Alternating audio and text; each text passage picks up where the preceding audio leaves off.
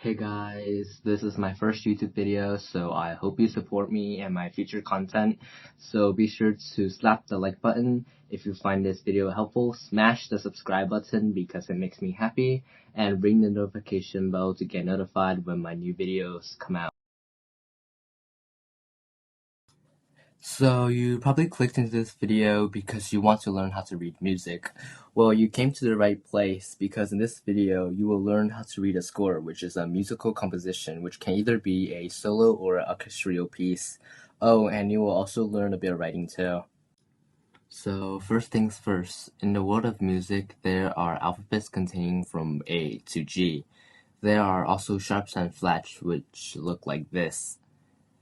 So the notes on the piano look like this. A common question that almost every beginner asks is, when do I use sharps or flats? So if you pay attention to the piano with notes, you'll notice that most of the sharps and the flats share like the same notes. So example is C sharp and D flat is in the same position. Well, the answer is that it depends. That is a very common question and can be very confusing, so let me explain in detail. You only need to know if it's sharp or flat when you are writing music because it sounds the exact same and it also plays the exact same. An example is that C sharp and D flat sounds the same. When you write music of any sort, it's important to stay consistent, meaning that if you use a lot of sharps, it's best to continue using sharps. And if you're using flats, then it's best to continue using flats. When you're writing music, it's best to stay with what you had before. Now, after a long lecture about sharps and flats, let's grab out some paper and start drawing. So the first thing you want to draw is 5 lines, which look like this. After that, you'll need to draw vertical lines from the beginning and the end of the 5 lines. Now, because the piano have 2 parts, the right hand and the left hand, you will need a clef, which is a really cool looking music sign that it seems impossible to draw. Now, after you drew the 5 lines, we can add this really cool music sign called treble clef, which is your right hand, and have higher sounding notes. So it begins in between the first and second line. You draw a semicircle like this. Then you reach out and touch all the way to the top and cross at the 4th line. Lastly, you extend that all the way to the bottom and draw a little hook like this. So do you remember that I said there were 2 parts? Well, let's try it. First you begin with the 4th line, then you bring it up and down. After that, you just draw 2 dots next to it. It's probably not as cool as the first one, but it's still very important. This is called the bass clef, and it's lower than the treble clef. Now after you drew the clefs, remember this. Treble clef is G clef, bass clef is F clef. This is a bit of a tongue twister, and you can try to say it fast. Comment down below if you can say it fast. So basically what it means is that the starting point of treble clef is note G, and the starting point of bass clef is the note F. This is very important, so keep that in your mind as long as you can. After you draw the lines, bars, and clef, you have to draw this mustache thing that symbolizes that you're playing both of your hands. After that, you're basically ready for the actual reading part. Now this is the part that gets really important because this is the main foundation of your learning basis in music. Your starting blocks. So remember the tongue twister that I stated before? Well, can you remember it?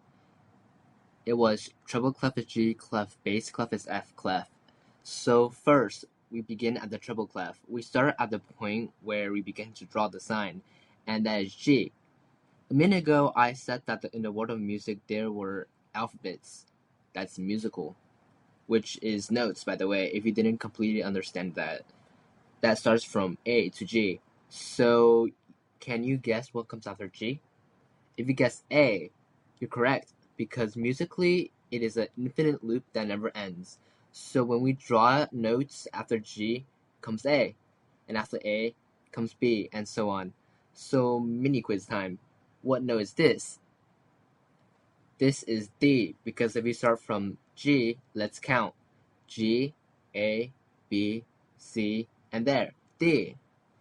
Now what about this? This seems a bit different because it's lower, but all I gotta do is count down. G, F, and E. Now that there are 2 clefs, The other one is the bass clef, and we start with F. Now, if we count down from the music alphabet, we can determine the notes. So what note is this? If you say G, then you're right. Let's count down. F, E, D, C, B, A, and G. Now, I'm going to tell you about a music light hack. So, if you practice the treble clef enough, you should be able to get the notes instantly without counting. So, with the bass clef, it's just 2 steps down the treble clef. Sometimes when it's just too slow to count, there are methods that will make you better, and methods that I use today.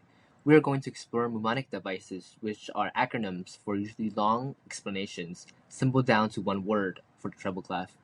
So if you pay attention, you will see each and every place is a note, no matter where it is. Using that, we can separate the space notes from the line notes. An acronym for the space note is phase, which stands for phase, because the first space note is F, and the second is A, and so forth. And the line notes are EGBDF, which stands for Every Good Boy Does Fine.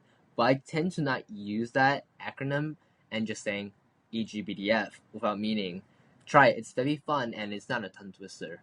So for bass clef, the acronym for space notes are ACEG, which is all cows eat grass.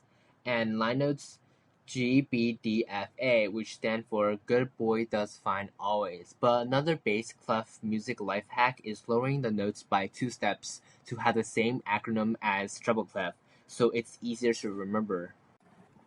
Okay, sorry to make that sound complicated, but to fully explain the method, I need you to know what a ledger line is. So basically, it's an artificial line that is not in a 5 line, so it should look like this. In a treble clef, we can reach the bass clef without actually going to the bass clef. We can also go really, really high without inventing new clef, so it can go as high as this.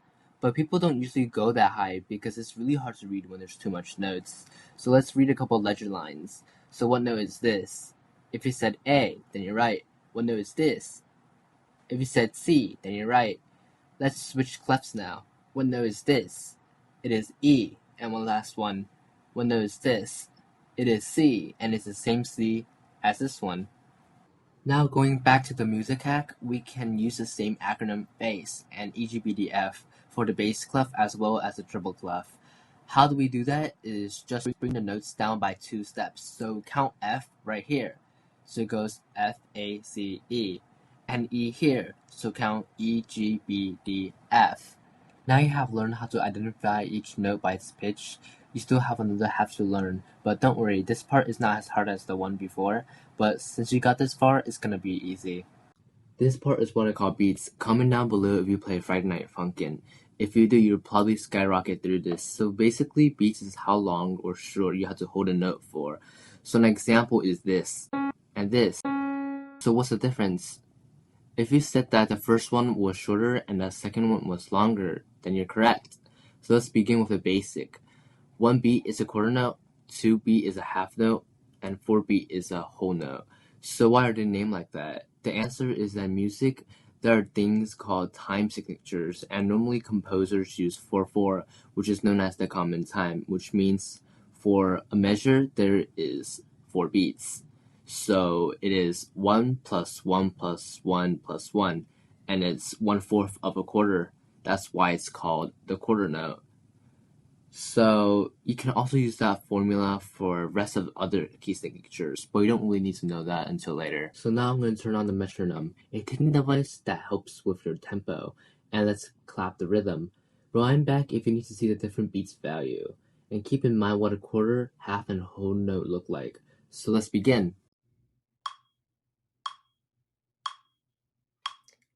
1, 2, 3, 4. 1, 2, 3, 4. 1, 2, 3, 4. If you need to redo it, you can always go pause and go back. The next part is a smaller note, so it's the 8th note, or quavers if you're fancy, and 16 notes, semiquavers if you're extra fancy. But sometimes they get confusing, so just remember what do they look like, their name, and how much value they have. So the 8th note is 1/2 of a beat, meaning in 1 beat there'll be 2 notes. So it sounds like this. 1 and 2 and 3 and 4 and 1 and 2 and 3 and 4 and 60 notes are half of half, meaning 1 beat equals 4 notes. 1 E and a 2 E and a 3 E and a 4 E and a 1 E and a 2 E and a 3 E and a 4 E and a. Now that you know that, you're basically done with the basics and ready for reading and writing music. Now for our last mini quiz for today. Clap this rhythm with me and see how well you do.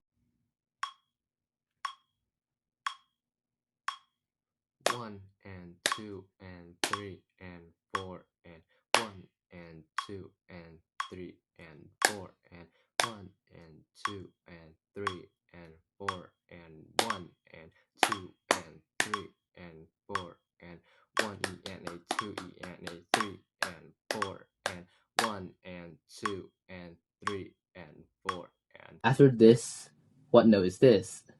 The answer is E, and if you need more practice, there'll be a link down in the description below. And that's it for today's lesson. See you in my next video. Bye bye.